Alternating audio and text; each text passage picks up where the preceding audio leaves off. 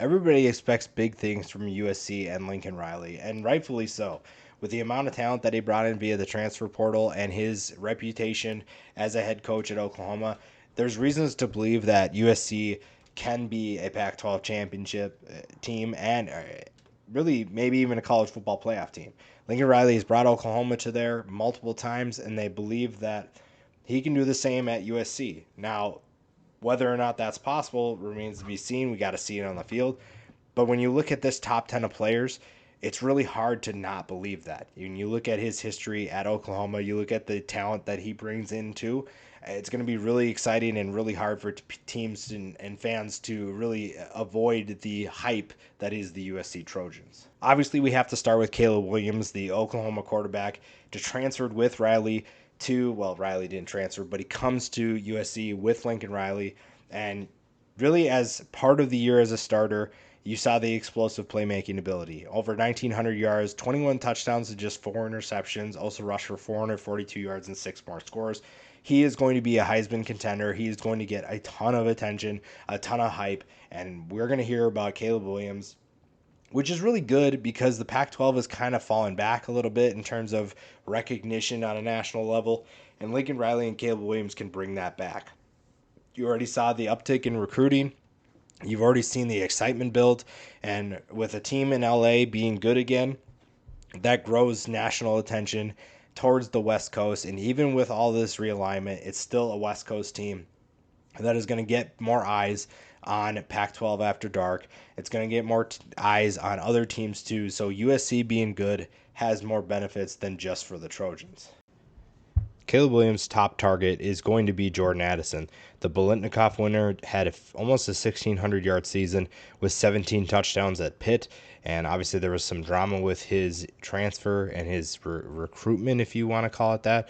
But he decided ultimately to come to USC and add to what is already a talented group of receivers, and this is going to be, one of those groups that you watch and you're really excited to watch every single Saturday. Now, I have to apologize. When I originally published this, I, for some reason, forgot Addison, but he obviously deserves to be on this list. He's a great talent. Obviously, you don't just win the Bolitnikoff with just walking on the field, and he's a big reason why Pitt was so successful last year, and he's going to be a big reason why the Trojans' passing attack is going to be so lethal, and again, a reason that Lincoln Riley is going to bring his team to new heights, whether that's this year or it gets recruits to show that, hey, if Jordan Addison can do it here, you also can do it. You can go from being a 3-star or even those 4- and 5-star recruits. This is the kind of talent that I bring in, and these are the kind of guys that I can send to the next level.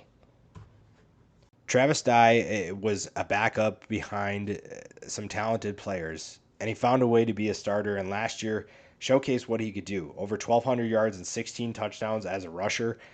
And now he comes into an offense that probably will benefit him even more. That it's more running back friendly to him in terms of what he can do. And pairing him with Caleb Williams is going to be a potential nightmare for any team that they face. It's really exciting for USC.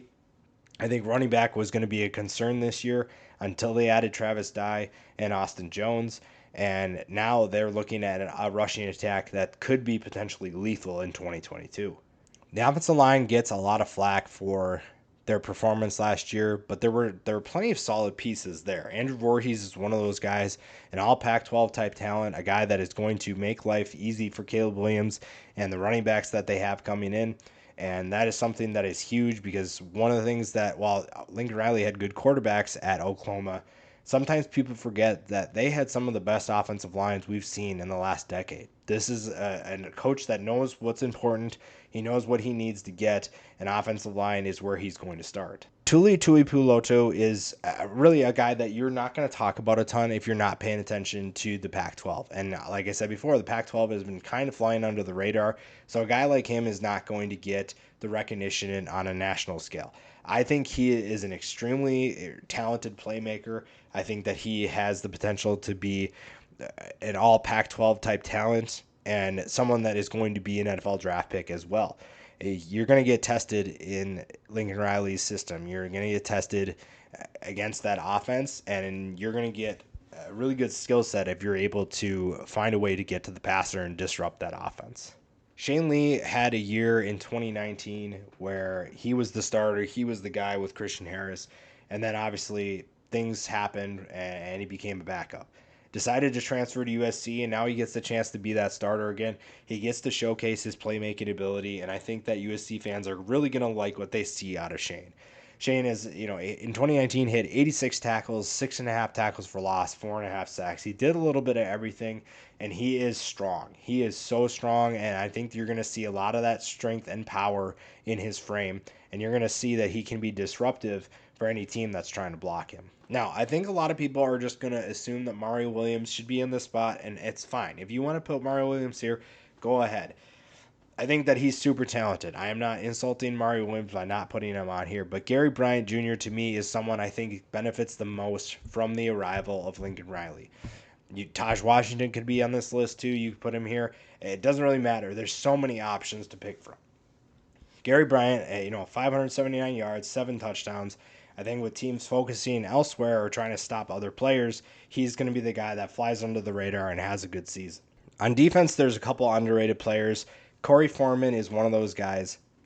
The former top prospect or top recruit has a chance to really break out this year. I think that when you look at the defense that they're bringing in, I think he's going to fit in really well. And he has the tools to do it. He has the skill set, he has the frame, he has everything that you need to be successful. And I think that when you look at what they're going to bring to the table, Corey Foreman's going to probably benefit the most of almost anybody here. We mentioned the running backs before, Austin Jones. When you look at his stats from last year, it doesn't really do him justice. This is a player who I think is just waiting to break out. May not be possible with Travis Dye being the starter, but this is a guy who is going to be tough to stop. You're going to get him the football as much as possible. He is a dynamic player out of the backfield, whether that's running the ball, whether that's catching the ball. He's very comfortable doing either. And I think that Lincoln Riley is going to find a way to get him the football as much as possible. And I think that benefits not only the running game, but the passing game as well. You can do a lot of two-back looks if you want. Because Travis Dye is also very comfortable as a pass catcher. I think that gives you scheme versatility. I think Lincoln Riley doesn't need any more excuses to be explosive, but I think these two were the perfect fit for his offense. You're going to find guys that can run between the tackles, but also when you need them to go out wide or slip out of the backfield and make plays in open field, you have the capability to do that. The secondary is going to be really good with Makai Blackman coming from Colorado. I think Colorado is a super underrated program, and some of their players don't get a ton of recognition because they don't experience as much team success. But Makai Blackman is a guy who can be a shutdown corner, which is going to be huge for this USC defense. The defense has a lot of questions. There's just questions all around, but the defense especially. Makai Blackman is someone that I've been a fan of for a couple years now, and I think USC fans are going to see why he was so good at Colorado.